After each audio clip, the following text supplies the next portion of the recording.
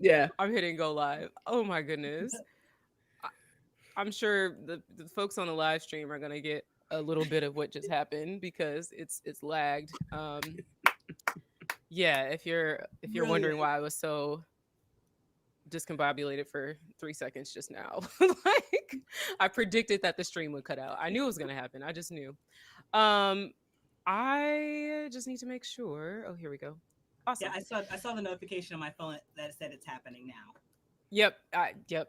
Here we are. Hi, everyone. Welcome back to DEI in 5. We are live. This is my 50th episode. I'm so excited to be joined today by Caren and Chloe. Yes, they like if I had to have a 50th episode, these are two people that I just knew I was like I have to have them here. I have to have them here. But yeah, we are it's been a while since I've done DEI in 5.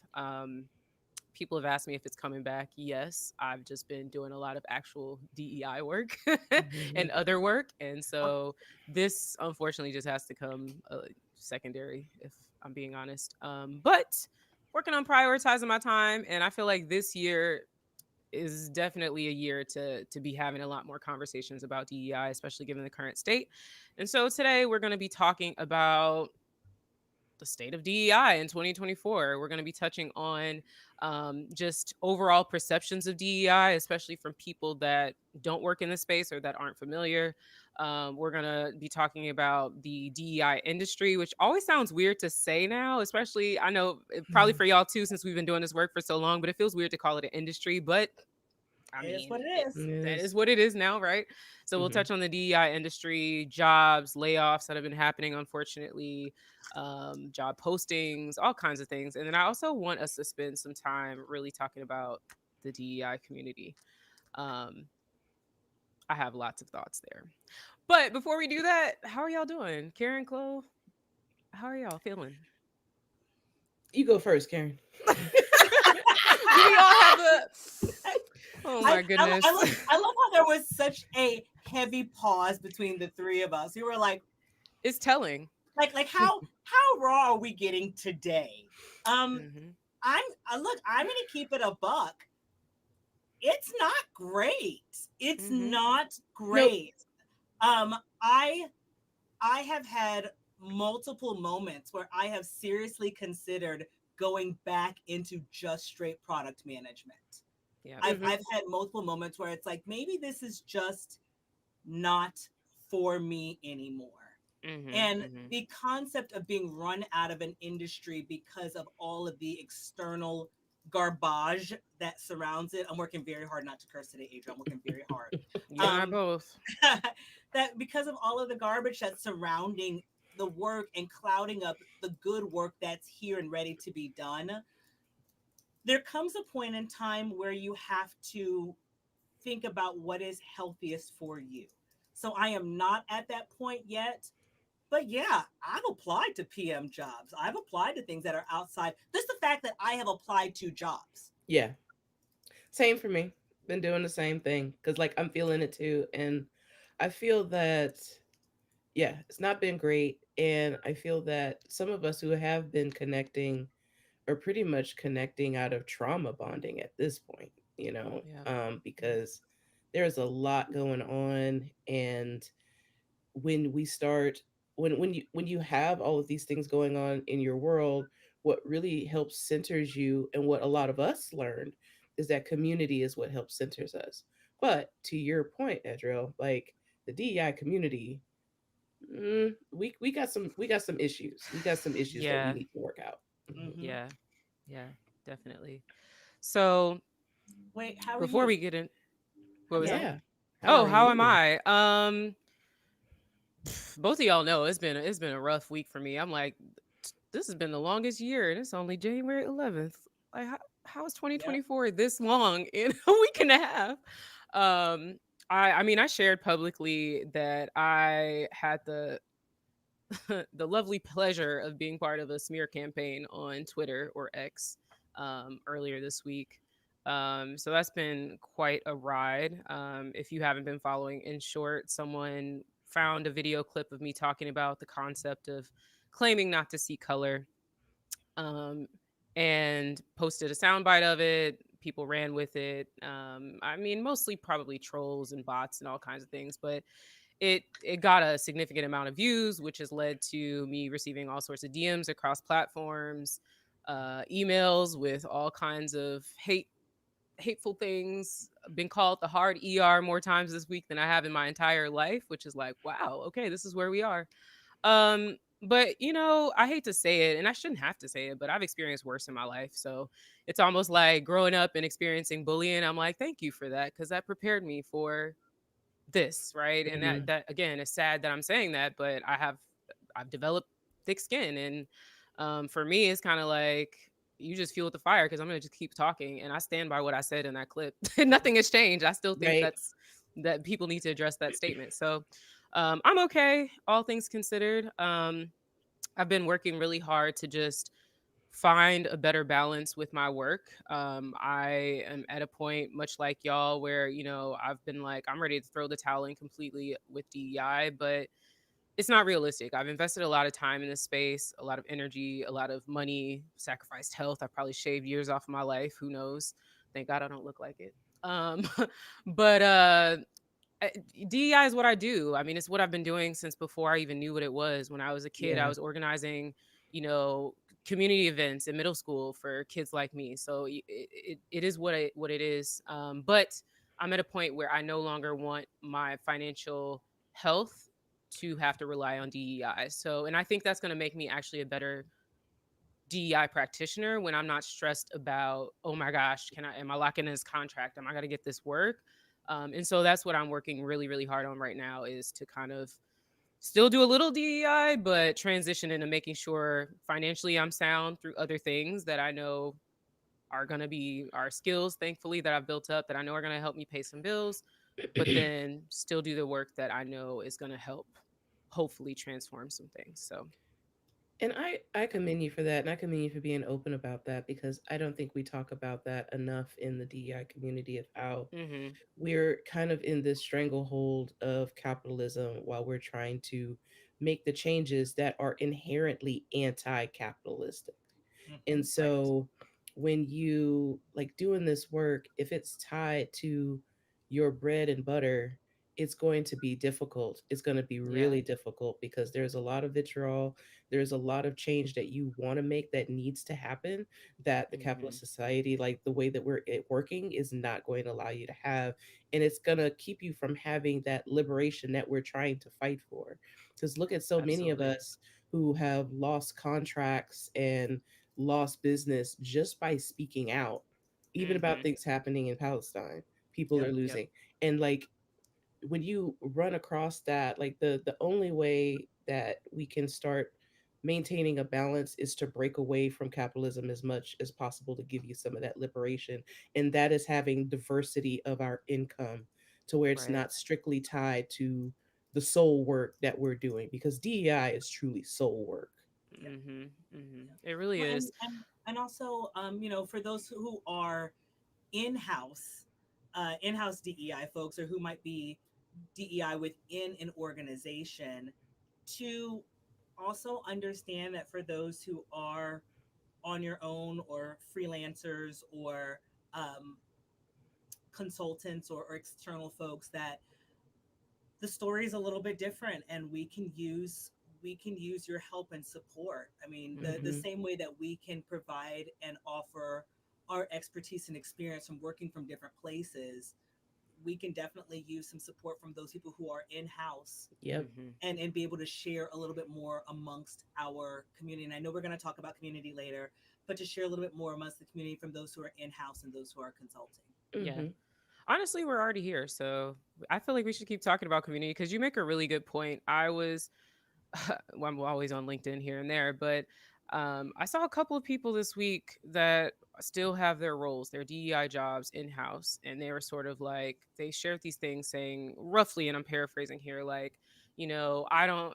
I hear the anti DEI movement, but I'm kind of ignoring it. And over here at our company, we're still full steam ahead and doing our thing. And I'm like, that's good. But again, to your point, Karen, like, the life of doing this work outside of being in house is so drastically different, and it can be incredibly isolating even when you have a good support system. I have people Yep. like both of you that, I know I can reach out to.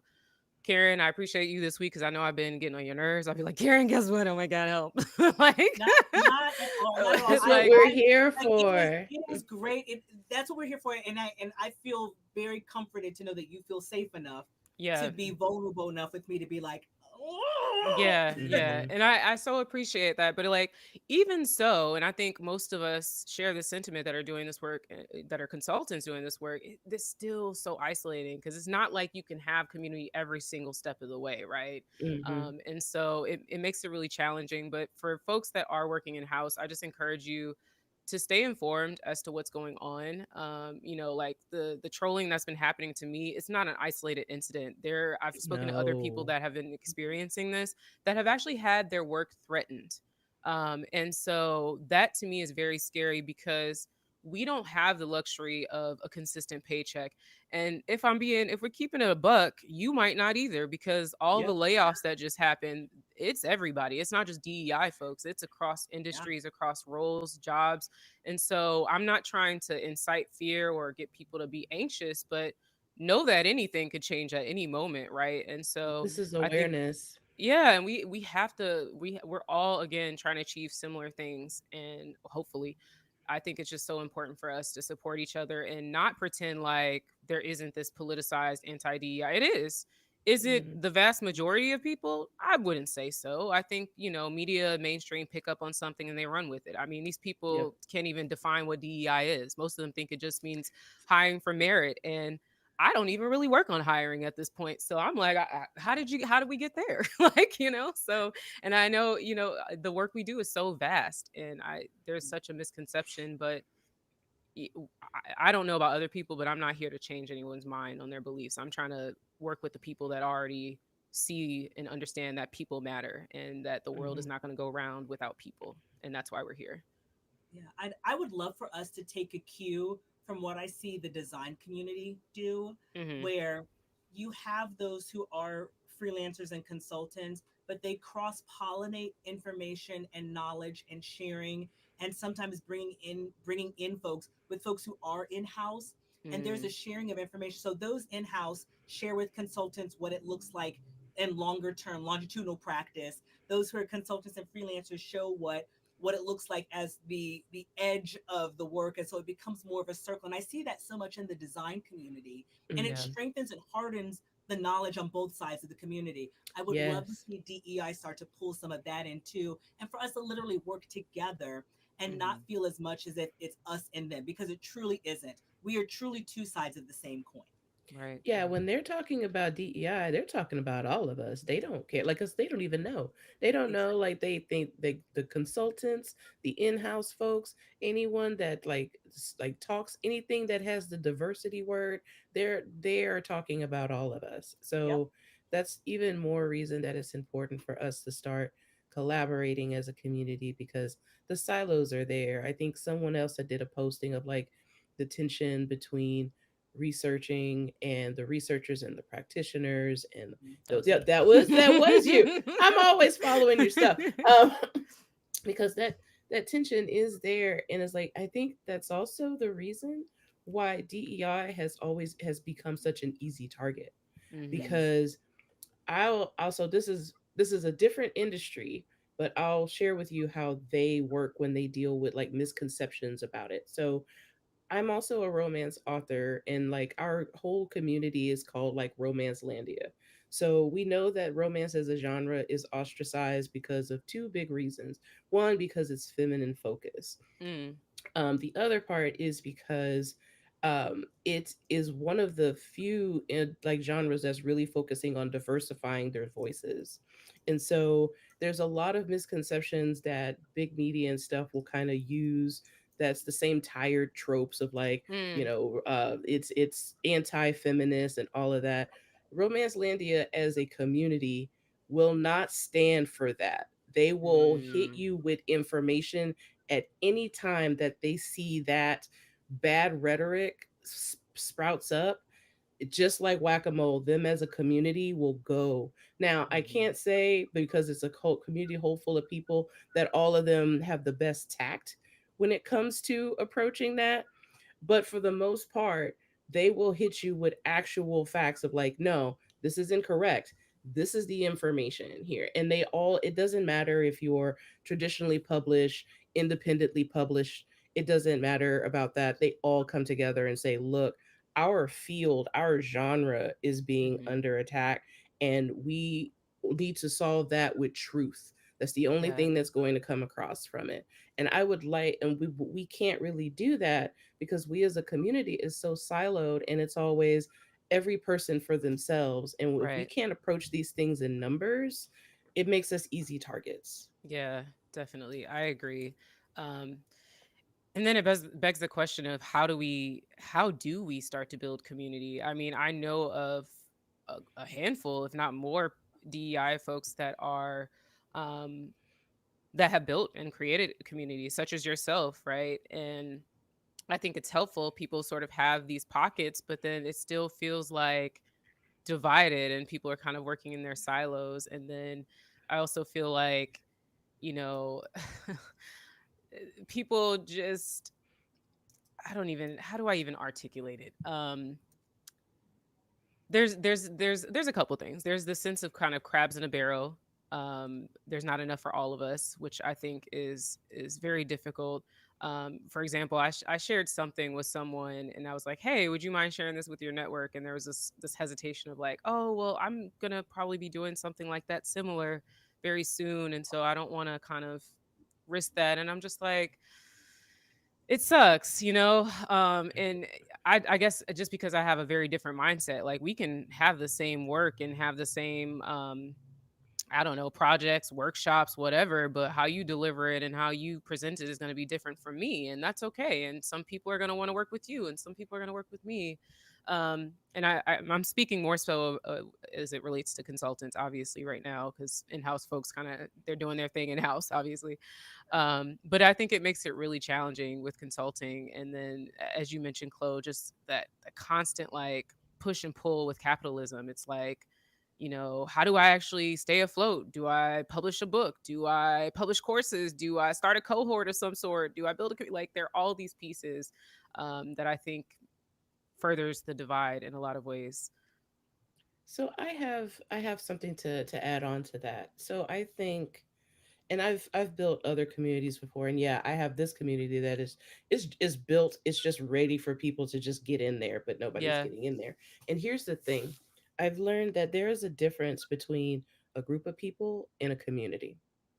What a lot of these communities are is just a group of us, but you don't, that's not a community, it's just a bunch of right, people.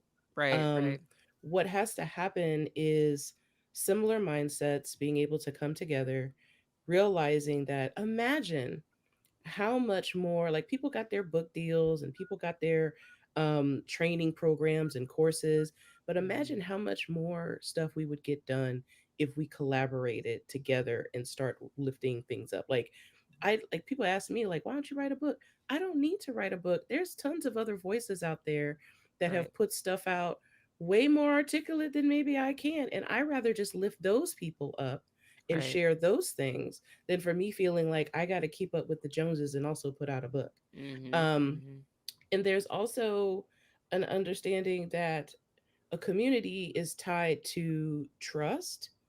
It's tied to supporting one another and realizing that you are not bigger than the community, which there's a lot of egos in this field, a lot of egos that will not subscribe to that, right? Yeah, And then also understanding, like, I would love to see us adapt restorative justice in our own DEI community.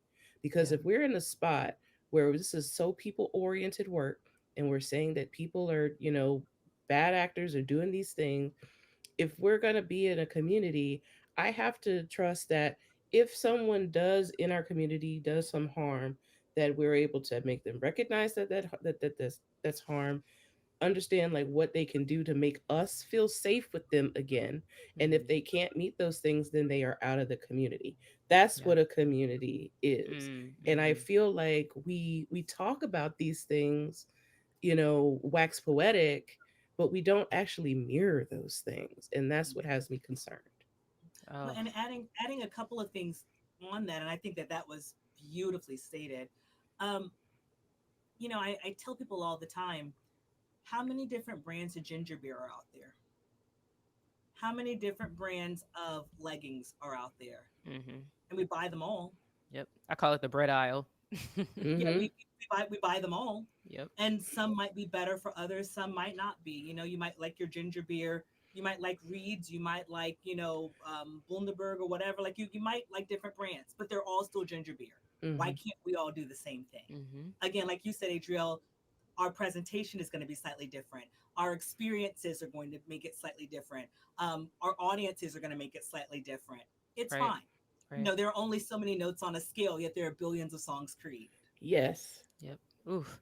And then also to your point about community, Chloe, like it's one thing that I remember from you know my anthropology training 475 years ago, um, is that when we talk about a community or a group, it's about a shared set of mores and beliefs. And I Yes. think the problem that we have within the DEI community, we don't have a shared set of mores and beliefs. We Mm. don't. We we Nope. do don't not. we don't actually all want the same thing. And to your point, there are a lot of people, and I will talk about this until the day I take my last breath.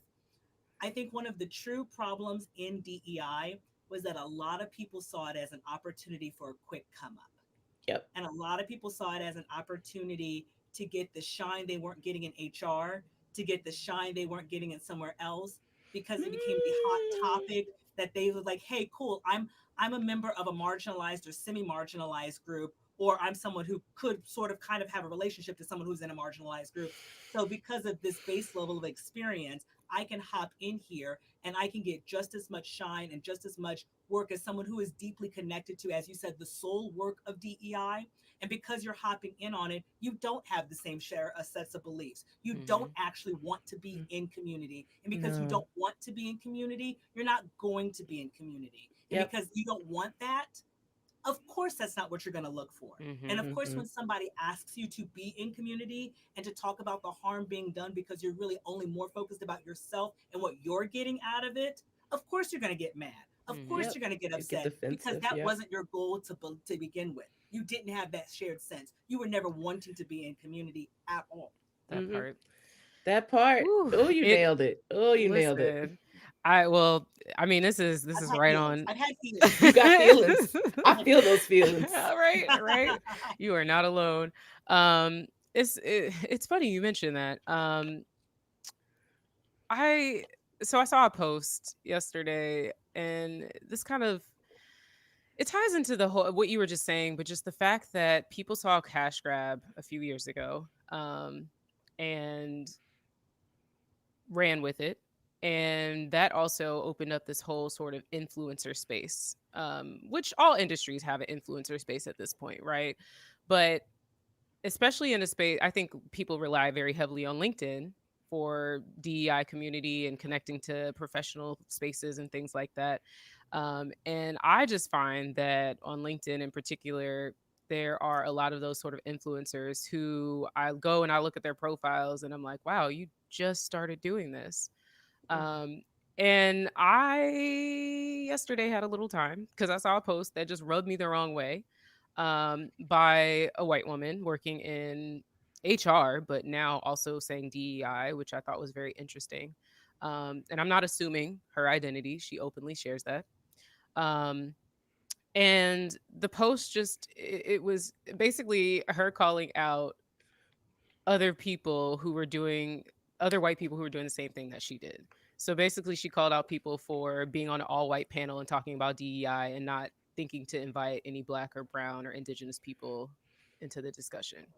Granted, anybody can have a talk about DEI, in my opinion, right? I think it's nice to consider diversity. So if they all seem to have the same backgrounds beyond just race and ethnicity, then of course, problematic, right? But then I look and I'm like, but you've been on panels with people that look exactly like you. Mm. Make it Mm. make sense, right? And so, I try to practice what I preach. Call people in, right? Have a private conversation, because I could have easily commented openly and said something, but instead I was like, I want to message this person and just try to get a sense of what's going on. And the response was very defensive.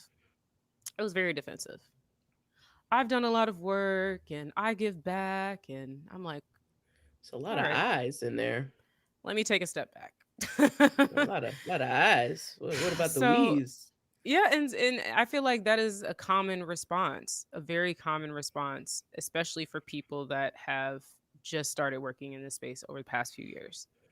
And it's really, really frustrating, because those are the people that are locking in the opportunities. Those are the people that are posting and bragging about how they've made $600,000 in a couple of years. Those are people saying they scaled their business to $1 million. And then I see people like us who are just trying to get a few crumbs, who are, stressed about, oh my gosh, I just got laid off. What's next for me? Oh my gosh, I'm not getting leads with my consulting business. What's next? And there's a level of power privilege that we lack, that this person Hmm. has. Well, And and I so and if you're part of the community, why aren't you well, elevating? I want to clarify a couple of things because I can already anticipate two things that I know I'm going to hear. Please do. One, one again, that's the beauty of being a PM. You get to hear what one. Oh, so you're saying that someone should just give you the job? What happens to everything being on merit? So you're saying it should be just given to you? That in itself is racist. A, that's not what we're saying. What we're saying is those with merit should get the opportunity no matter what they look like. And that Hmm. if you're in a room of people who all look like you should open the door to other people who also have merit Hmm. who don't look like Like, you. it's Hmm. very simple. I don't know how it gets convoluted all the time, but that's the thing. I know how it does. I know how it does. Okay, all right, Karen, I'm calling on I, you. Right. the reason why hey, hi, Karen here. The reason why it gets convoluted is because you then have to admit that you might not be as good as you think you are. Yeah, peer reviewed. I agree. That's it. You might have to admit that there might be somebody else in the room that might actually have more knowledge than you, and because you don't actually want to be in a community, you would like to take that contract instead. Other folks be damned, even if they could be more beneficial to your intended audience. Yep. And the Thank you amount very of much, Karen. right. Thank you so much. Thank you so much. The amount of organizations that I've started to hear from, and this isn't new, but I would say the past year or so, that have popped up that are like, hey, so we worked with this DEI person because they looked great on paper. We saw them floating around on LinkedIn or TikTok. We're in a worse place than we were before. And I'm like, oh really, tell me more. More. Right. And it's really frustrating, because it's like there are those of us that really get in and do this work, and now we have to go in and sort of clean up your mess, and not just go in and do what you were supposed to do, but I have to establish trust, and that takes time to actually get people to trust me, especially people that belong to historically marginalized groups that are in that space, because they're looking at Hmm. me like, okay, so what are you about to do? What to Did they do? just hire Yep. you? Are you the diversity hire, the DEI person to check a box again? And that's a lot of extra work. It's a lot of extra work. I read Dr. Janice Gassam Asari, who put out a book called Decentering Whiteness in the Workplace recently. Great read. Shout out to Dr. J. Here it is. Yep. But she just talked about, she speaks a lot, and I love that she shared her personal experience about code switching and, proximity to whiteness. And I have to I've gotten in this space where I have to like periodically check myself, because I'm like, wow, I'm code switching to try to appeal to the comfort of others. And it's hard because, again, I'm coming in to clean up what somebody else messed up. How do I find a balance? How do I stay true to Hmm. myself and do this work and not get people to shut down, and actually get people to trust me so that I can actually go do the things that need to be done? It makes it very, very difficult, and it's exhausting. And I'm not paid enough for Yeah, we're all not paid enough it. for it. And yeah, I think there's all of us that have stories where we had got brought in because someone who was not self-aware and was not about the community went in and just like a bull in a china shop just messed everything up, and that makes it exponentially hard for the next person to come in and, like you said, Mm-hmm. build that trust again and actually try to make some change that actually is going to help those marginalized people who are there. Yep. And I think another thing when we talk about community and how the in-house and the consultants to help each other, there was a lot of instances that I saw where companies who really were not ready to get started on their DEI work Mm-hmm. started hiring in-house and pulling people in who were not ready and did not have the resources. Right. When you start pulling in and getting consultants to help you, like, okay, let me find out exactly what you need, even when it comes to, are you ready to have a DEI like arm in your department, and what does that look like, and how do you build job postings that actually speak to what you need to help in that DEI work. And also, when you're pulling these people in, because I've had folks at the very beginning, pull in a consultant to help educate the in-house people that they just kind of threw in there. Mm-hmm. And I was like, that is another way of how we can kind of cross pollinate, like to Yep. Karen's point, from the design community to start helping educate one another, and also just put some knowledge in the forefront, because it's not about ego. It's Mm-hmm. about doing this work right and Yes. Yes. doing it to protect the people who we're serving.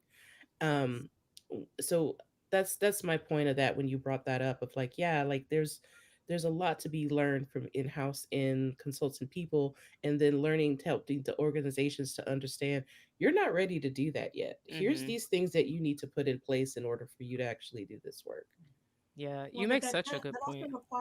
that also requires companies to drop the ego, like you said earlier, Mm-hmm. because to listen to and to internalize, I am not ready to do this work. And even I know when I have said that to organizations, and even couching it as, I don't want to waste your money Mm-hmm. in doing work that you're not ready to do. Right. But even then, it that taps their ego, especially in the past few years, to have someone tell them, you're not ready to do this work. Who are you to tell me that I'm not ready? i Mm. I build apps in my sleep and roll them Exactly. out. That's what we do. And it is, and then you have to find a parallel for them and go, okay, similar to that, would you build an app on a platform that you've just learned how to do? Mm. Like you've Mm. had 2 weeks experience with Kubernetes. Are you putting stuff out? Are you launching in Kubernetes? Are you rolling stuff out? You've had 2 weeks of experience in it. Are you doing it? You could. Okay, look low. Would it be any good? No. It would be awful.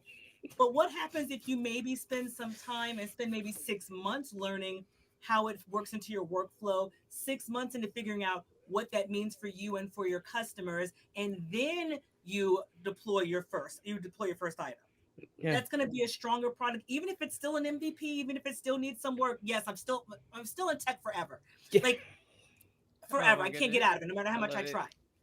That even if you still wait those 6 months, that MVP will be so much stronger than what you do in 2 weeks. Yep. Mm. It's possible. It's just gonna suck. Mm. And so I think, frankly, it is the responsibility of your consultant or your in-house person to say, you're not ready yet. Here are the Mm-hmm. things that you need to do to get your prereqs up so that you can be ready. Yeah. Yep. And if you're not a consultant saying that to clients when they're not ready, you're causing harm. Yeah. Mm-hmm. Mm-hmm. I think we're just in this space, and we've been here for a while, where instant gratification is king. Um, thinking it like people, even just that example you shared, right, of giving it 6 months, getting it right, iterating on it. No, people just want to put it out tomorrow. Oh, there's an AI tool that'll help me spit it out tomorrow. Cool. Let's just throw it at a wall and see if it sticks, right? Doesn't Mm-hmm. matter if it does any harm. Doesn't matter if it has a terrible user interface or experience. Who cares? Just do it, right? And I think that same mentality has unfortunately spilled into DEI. And again, we're talking about people, humans, people, right? And so it's just not that simple, and it shouldn't be that simple. The other thing I wanted to add is to both of your points.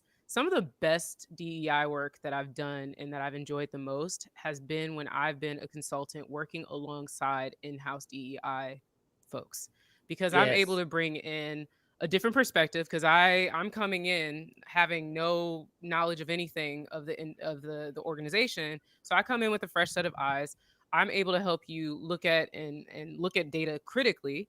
I'm able to bring expertise for whatever you brought me in to do, and I'm able to learn, because there's so much Yep. that you can learn in those spaces. And this space, Yeah. for everyone that is really doing the work, is truly a continuous learning journey. If you do not have a growth mindset, if you naturally are not a curious person, you're probably not going to last very long in the DEI space, because it is just an ongoing process. We talked about this before some a while back in one of our videos. We did that conversation about the word expert, right? And how it never feels right to call yourself an expert in this space. And go back and watch it. We talked a lot about it, but I think that still rings true, right? And that It you does. have to constantly be learning and willing to learn, and that requires you to put your ego aside in these instances, especially when you're working in house. So I just wanted to add on there. So before, I would like us to talk a little bit more about job postings, but before I Oh do, I feel yes. like I have to drop this on everybody because it was eye-opening for me. So let me Hmm. know if this tracks. So I was in a group therapy session, and we were talking about self-awareness. Hmm. So Harvard did a study a couple of years ago, very recently, actually, a couple of years ago, but they did testing on self-awareness.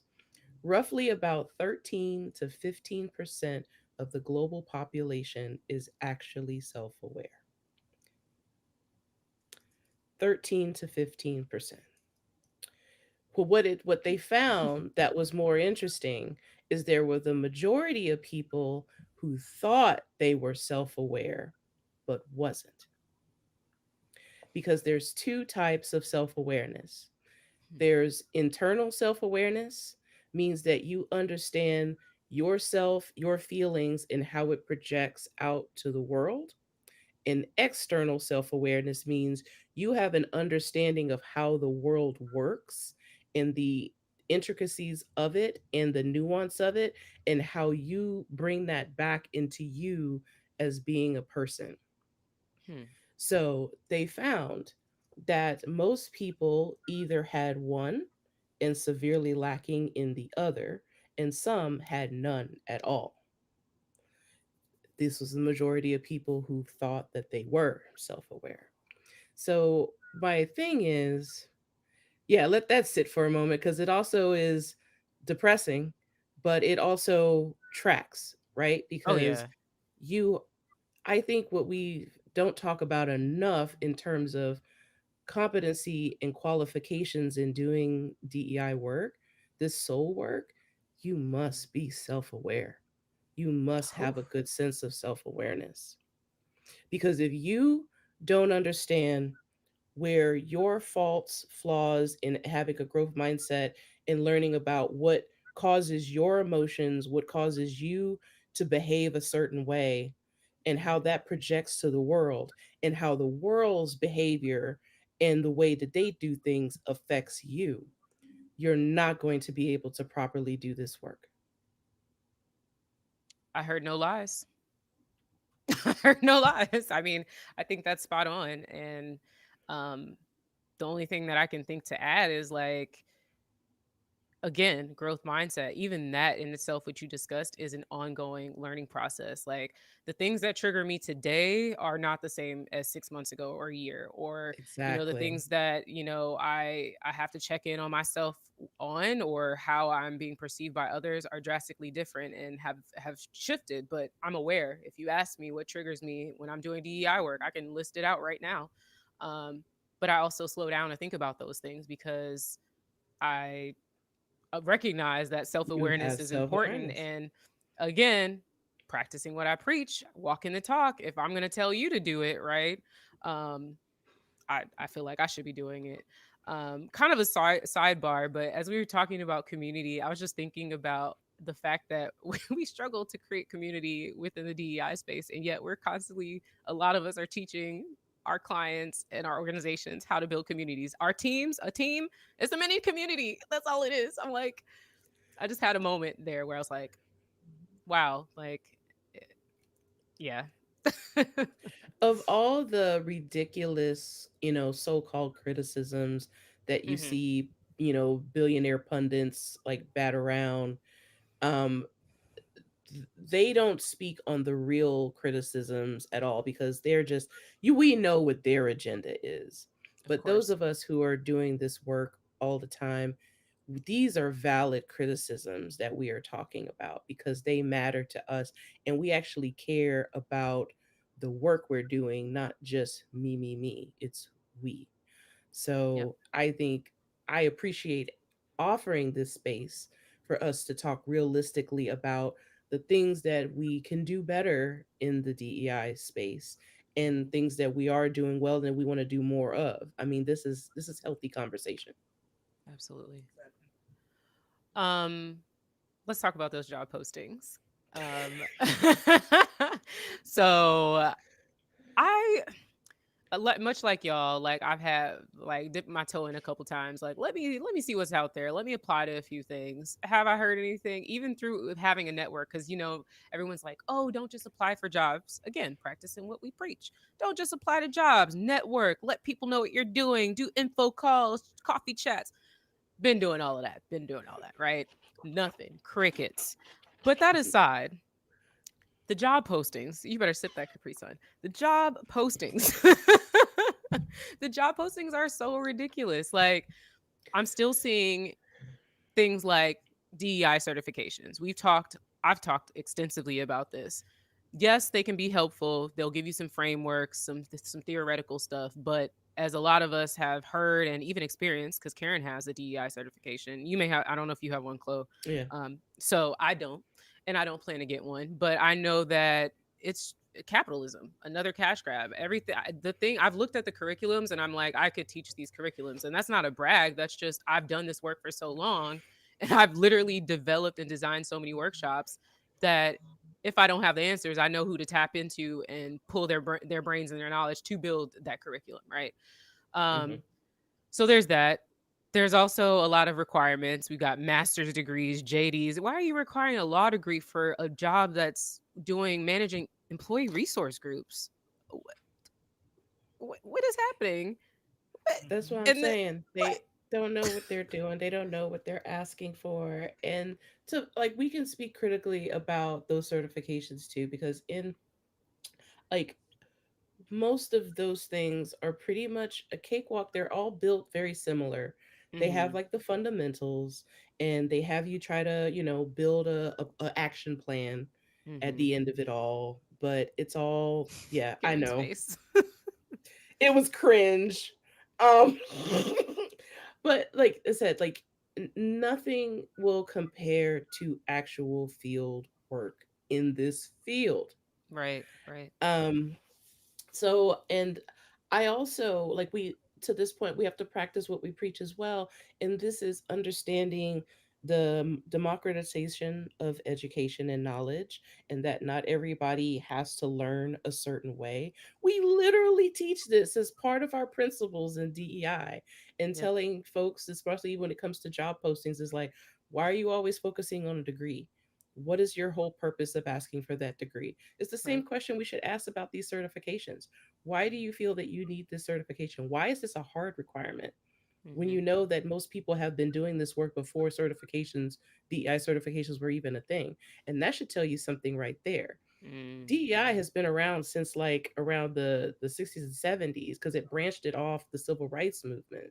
And so if there weren't certifications 30 years ago and they're all branching up magically now, you got to ask yourself a little bit in this capitalist society that we're in, who does this serve more? Mm-hmm. Well, Oof. and here's where I struggle a little bit with the concept of certification because I a little background experience. I have the certification, the one that everyone probably knows the most about. Hmm. I have that one. I have been doing DEI work before. I was currently in a DEI role when I got the certification. I am Incredibly thankful to my last organization that I worked with because they paid for it as a part of continuing education. So I didn't have to come out of pocket. I'm incredibly thankful to that organization. It was supposed to take 3 months to do the certification. I did it in 2 weeks. Not because I'm good, and I am, but not because I'm good, because it was that level of easy. It was embarrassing. And frankly, for the amount of money that that certificate charged, the amount of work was terrible. But Mm, the reason I got the certificate is because I knew my experience would not be good enough. Yep. I knew that my title and my experience would not be good enough to go out on my own and to solicit business. So I mm, got the certification knowing that I would end up starting my own firm shortly. And I needed a piece of paper to validate and to verify that I knew what I knew. Hmm. yeah. And that is a problem. It is. That's Now, exactly Yes. why I did it's it. a problem. Yes. Now, but the other side of that is there are times I can understand the value of the certification. And here's Mm, where I struggle.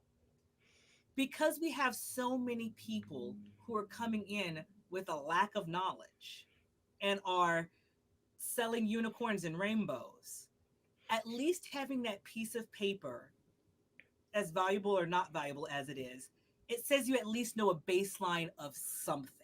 Hmm. And yeah. there is shared experience, there's a shared baseline of experience somewhere. Even if that experience is poor, there's Hmm. at least a baseline. So I can understand the value of having the certificate or the degree or whatever. At the same time, I hate the fact that we are now putting so much weight on it Yeah. Yes. and we are discounting the actual knowledge and experience. And that goes into our job descriptions. That goes into, you have to be able to lift 40 pounds. Adding all of those things in. What I would like to see is I would love to see job descriptions right for the persona versus the qualifications. Mm, who Mm. who do you want? What does that person look like in this role? This person will do these things, and to be able to do these things you should know how to do these things. And Hmm. that then drives how you interview. That then drives how you do any sort of project work you want someone to do, which frankly you should be paying for. hmm. That Hmm. then describes how you do your initial 30, 60, 90. That then sets up the plan for growth and development within that, because you were marking for the person in the role as Right. opposed to a list of aspirational qualifications. You then take away, you need to get a degree, you need to have a certification, you need to be able to bench press 200 pounds, I don't know, whatever. But Lift what that you're looking oppression. for, right? You got to be But able to lift 40 pounds of oppression. exactly Listen. with one hand with 5 cents. But by looking for the persona and by building your job descriptions around the persona and not the qualifications, you're going to actually get what you want, And, Yes. unless that's not actually and what let me you just want. add something onto that real quick. Chat GPT is still not in a good enough place to build Oh, that baby. persona for you without you knowing what you're looking for. It's going to generate the most generic thing job description possible. So Please don't please, use Chat please GPT to don't go write there your and job say, posting. hey, Great give me a DEI basura. Don't program do manager that. Don't job do that. post. Don't do it. And Don't then do just it, hit y'all. copy and paste. Because I feel like that's kind of what's been happening. I feel like that's what's been Yeah. happening. And it was happening before where people would go and, don't reinvent the wheel. But the problem with that is you're not reinventing the wheel with things that already were trash and you're just perpetuating these terrible job postings. Like I shared in a post, like it was like, have a great sense of humor. I'm funny. Let's be clear. I kudos to me, but I am not a comedian, and I don't understand. Did you want me to come in and be sort of like the gesture? You wanted me to kind of shuck and jive? Like, why Yeah. do I need a good sense of humor to do this role? I mean, if that's your personality, but is that really what you need? Or do you need someone with strong interpersonal skills and empathy who can start to help you cultivate relationships across teams and who can help you establish psychological safety amongst teams that aren't working in lockstep? Is it that you need somebody that's going to help you come up with a comprehensive strategy and be able to not only gather, but assess quantitative and qualitative data and understand how people are feeling? Hmm. What because that's drastically different from have a sense of humor, because that sense of humor was the only thing in that list of qualifications that has something to do with the persona piece. The rest was just kind of like, look at data sets, use Excel, have a degree. A lot of us have those things. you know and to your point about the certificate, so many people advised me to get one when I started my consulting business. I didn't have the money to. I didn't. Don't bother. And then once I started locking in clients and seeing interacting with people that had certificates but didn't have experience, I was like, I'm not gonna spend my money on this. If someone wants to pay for it, hey y'all, I'll take it. I'll go to the classes, but it's not coming out of my pocket. It's just not. Yeah, once we started, to Karen's point, once I started seeing, all of a sudden certifications being something that is, oh, well, we want something to quickly validate that you're a person of your credentials and experience. And we know how damaging that could be. And to get in there and like to Karen's point, you just hit it so on there. Like, I hate that. I hate that so much, that this space of all spaces hmm is spinning around that same kind of like BS, and uh, it's frustrating. It is. It is. I know we're coming up on our last few minutes. Any final thoughts or things y'all think or you want the people to hear, or you just want to get off your chest? Actually, yeah, I'm going to say, despite all of the challenges we have talked about, hmm I am still deeply excited about the state of DEI right now.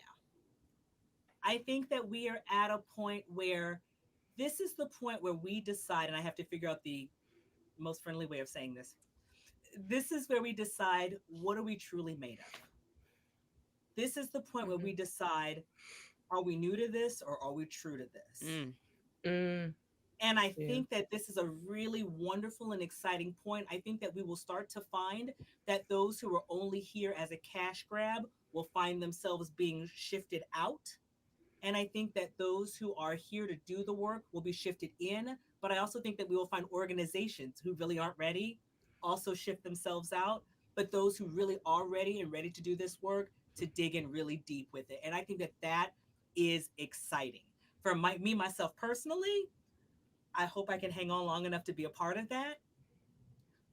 Feel free to hire me. I'm here. all three of Yeah, us. Yep. naked things. Hire us. Do that. But I'm still excited about the state of DEI. I think that we are at that point right now where we need to decide, are we doing this or not? Yeah. Yep. And that makes me excited. Yep. Real quick question before we hear from you, Chloe. What do y'all think about stopping the use of the term, the acronym DEI? Do you think that is the right move?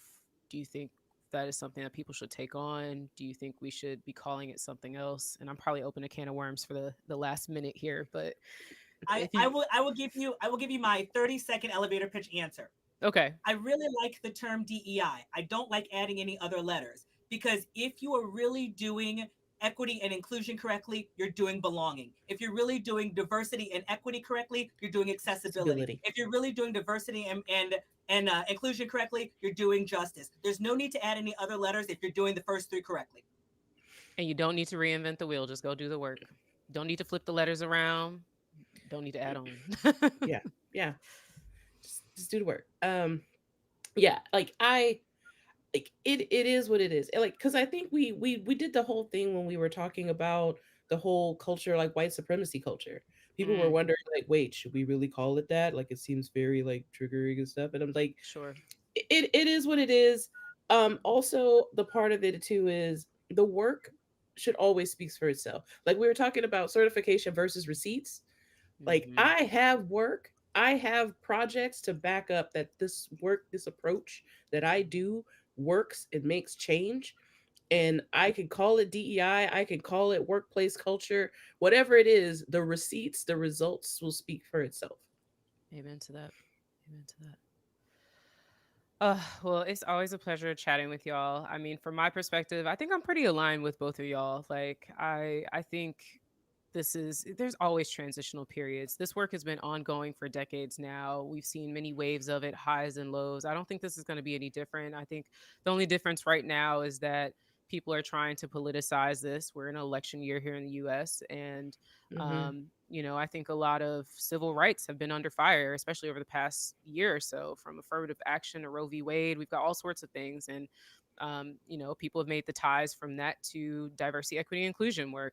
And so, yeah, I think this too shall pass, as they say. I think, again, as long as you have humans, you're going to need diversity, equity, inclusion. And Hmm. one thing I do think, especially when it comes to workplaces, is that we're going to see more employee empowerment. We're going to hear more people speaking up. If all the unionizing that happened last year wasn't any indication of what's to come, I think this year people are sticking to what they're saying, right? They're not you're not going to force me back into office after you had me working in, remote for 3 years or however long, and my entire life has revolved around that lifestyle. Now you want me to, pick my family up and move? That's not going to fly anymore, right? And the thing is, a lot of people do enjoy work. Work provides people with a sense of community. It combats and contradicts the loneliness epidemic that a lot of people are a part of right now. It helps people push through their mental health, especially when they're doing work they enjoy. So I think we're going to hear and see more employee enablement engagement as we move forward. And DEI is just going to keep being DEI. Similar to you, Caren, I hope that I'm still hanging on and not at my wits' end, but I'm also at a place where, I'm prioritizing my health over anything else because, as they say, you can't help anyone else if you can't help yourself. So Yeah. securing my airbag before I help others. So Good. always a pleasure. Always Yeah. enjoy Yeah. chatting with y'all. And I just want to To give every y'all both your flowers. Sorry, I'm gonna cut you off. Oh Like I no, need I please, need to get please. those. I want to give y'all flowers while y'all here because that's my thing in 2024 is learn how to give people flowers while they're there. And thank you both for always having a platform, being true to yourself. It's people like you that gives me the kind of hope and aspiration. Like I know that you're part of that 13 to 15%, and I'm trying to find the rest of us, and I just enjoy being in y'all light. And thank y'all so much for just for having me. Thank you. Same Likewise, same to appreciate you, and you. same to you for being willing to do heavy work and labor where others are not doing it.